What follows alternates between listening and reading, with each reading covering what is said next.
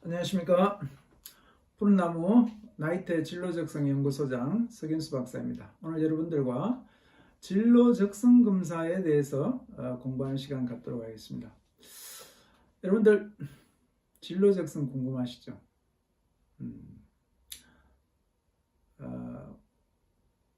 학생 자신이 또는 우리 아이가 뭘 하면 성공할 수 있을까?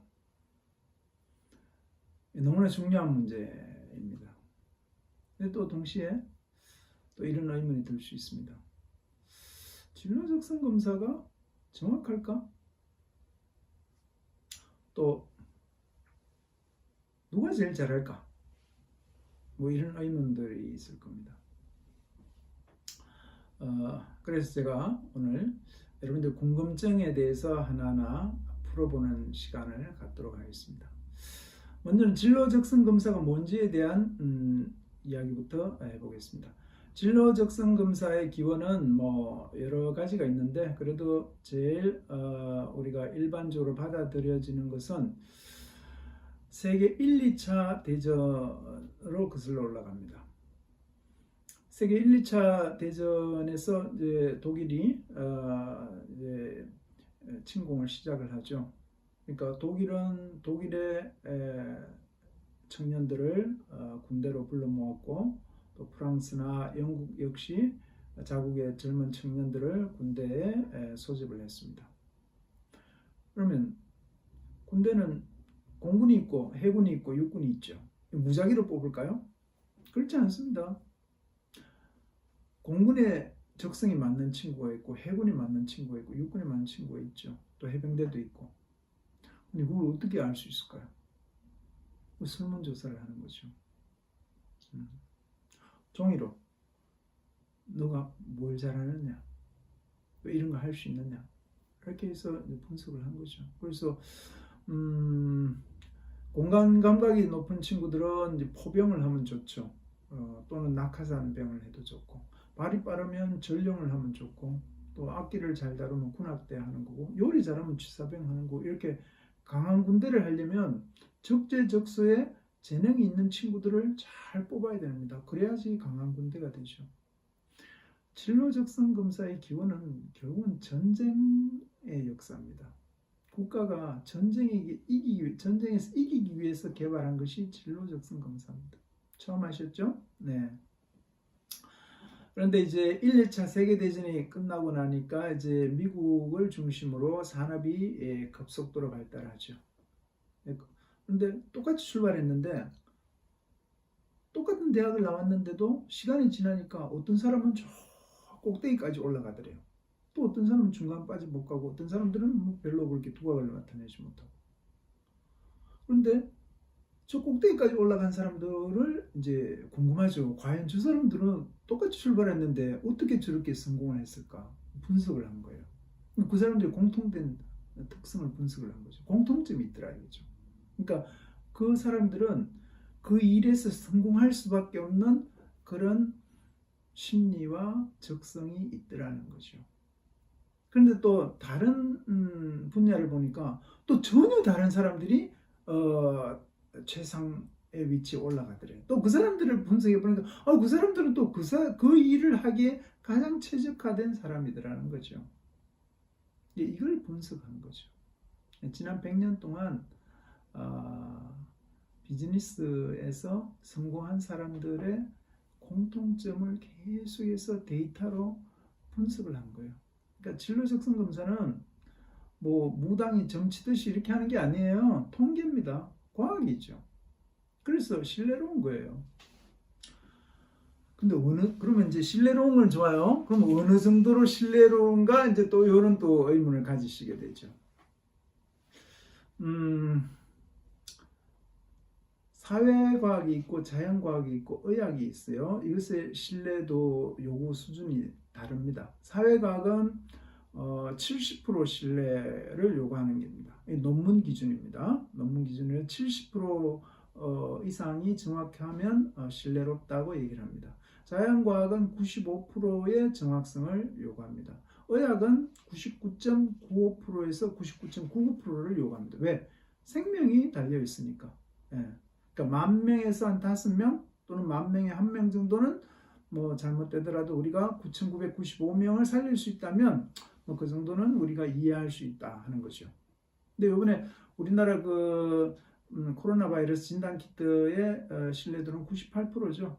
원래는 98%는 의학이 못 써요. 근데 너무 특수 상황이니까 2%는 감수하겠다는 거죠. 그러면 진로적 성검사는 무슨 과학일까요? 사회과학입니다. 70% 맞으면 되는 거예요. 그러면 여러분 진로적 성검사에서 신뢰도가 여러분이 뭘 하면 성공할 수 있는지 신뢰도가 70% 맞을 수 있어요. 그러면 믿으시겠어요? 나머지 30%는 틀릴 수 있는데 받아보시겠어요? 조금 끄림직하죠. 그렇죠. 30%는 낮은 수치가 아닙니다. 프로야구 4번 타자 안타 칠 확률이 3할입니다. 4번 타자가 타석에 들었으면 매번 안타 칠 것 같잖아요. 그러니까 3할은 절대로 우리가 간과할 수 없는 확률입니다. 70% 맞는 걸로서는 우리가 신뢰할 수가 없죠.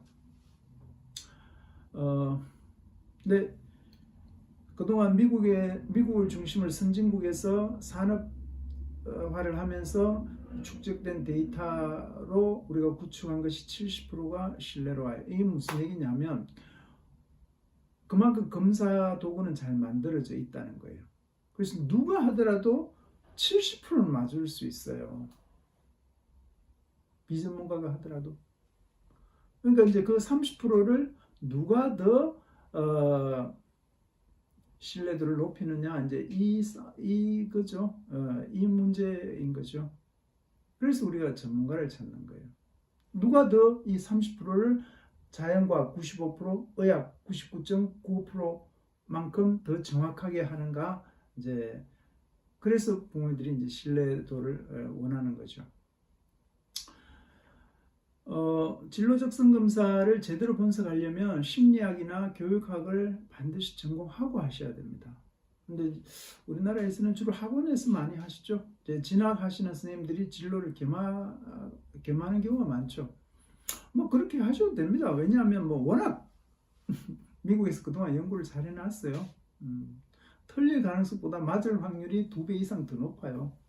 그렇게 해도 되는데 그래도 진로적 성검사를 하려면 신뢰도가 높게 나와야죠. 왜냐하면 진로적 성검사는 인생의 나침반이고 이건 내비게이션이에요. 자동차 운전하는 사람들은 내비게이션이 얼마나 중요한가 알 거예요. 제가 초기 버전 내비게이션을 했는데 밤에 내비게이션이 잘못되고 막 산으로 올라간 경우 있어요. 귀곡산장으로. 등골이 오싹해요. 그럼 낭패죠. 내비게이션이 잘못되면. 진로적 성검사는 인생의 내비게이션이에요. 이게 잘못되면 낭패입니다. 그래서 진로적 성검사는 정확하지 않으면 하면 안 됩니다. 도리어 하면 안 돼요. 우리가 내비게이션이 없다고 우리가 그 주소를 못 찾아갑니까?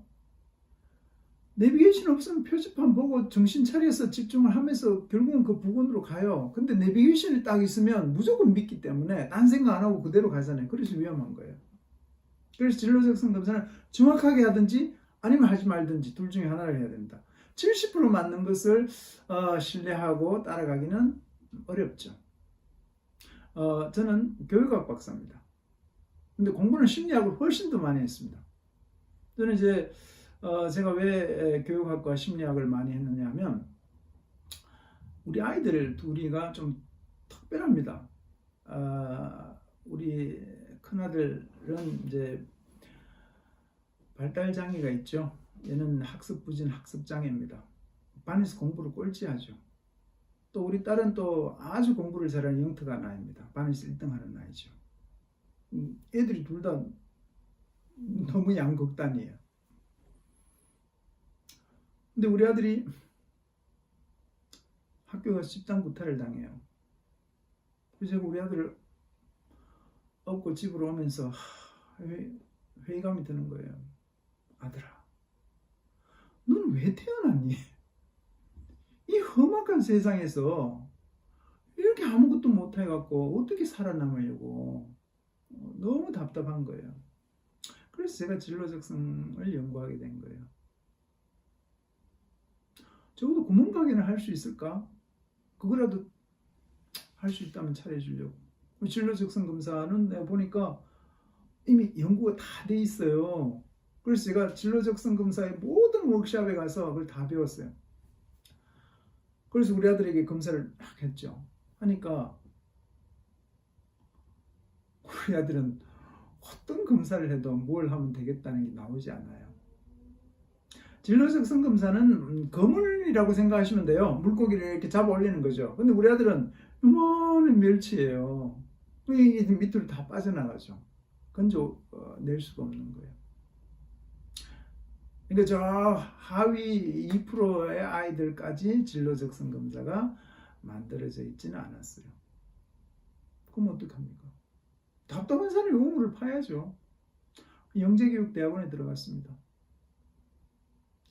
영재교육대학원에 들어가니까 가드너라는 서양의 유명한 교육학자가 이런 말을 했더라고요. 모든 인간은 태어날 때 천재성 하나를 갖고 태어난대요. 저는 그 얘기를 듣고 너무 기분이 좋았어요. 저도 내심 그런 생각을 갖고 있었어요. 조물주가 인간을 만들 때 재능을 하나는 줬을 거라고 믿는 거죠. 왜? 동물을 보세요. 다 한 가지 재능이 있잖아요.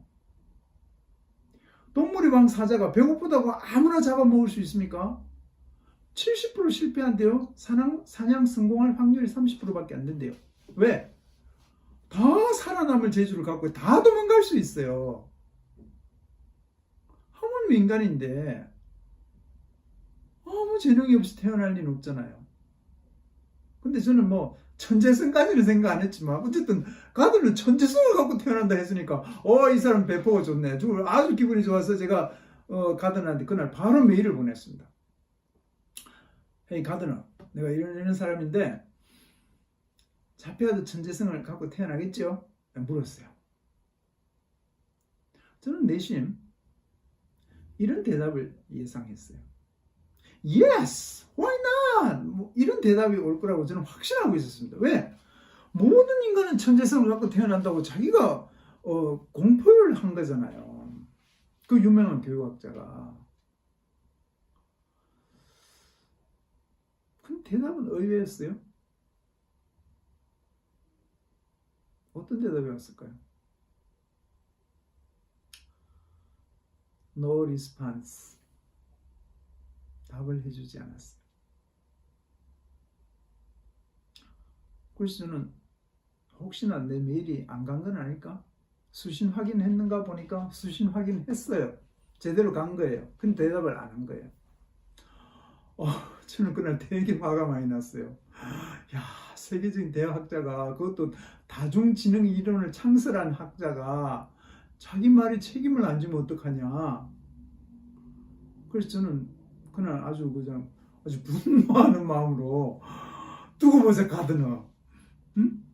내가 당신보다는 좀 더 책임지는 학자가 되겠다. 모든 인간이 나한테 오면 내가 천재성을 찾아주겠다. 제가 호기를 부린 거죠. 저는 그런 선언을 했습니다. 근데 제 선언은 아무도 들은 사람이 없어요. 저는 좀 완벽주의가 있어요. 그래서 저는 제가 스스로 한 그 약속을 지키기 위해서 공부를 다시 했습니다. 전 세계의 가장 유명한 교육학자, 심리학자의 이론들을 정말 열심히 공부했습니다. 제가 대학원을 하면서 학부 과정에서 거의 고3 수업 듣듯이 아침부터 저녁까지 모든 심리학, 교육학 수업을 다 듣고 또 대학원 수업을 듣고 이렇게 했습니다. 그렇게 해서 제가 그 모든 학자들의 이론을 녹여서 직접 진로적성 검사를 만들었습니다. 새우를 잡을 수 있는 촘촘한 그물을 만든 거예요.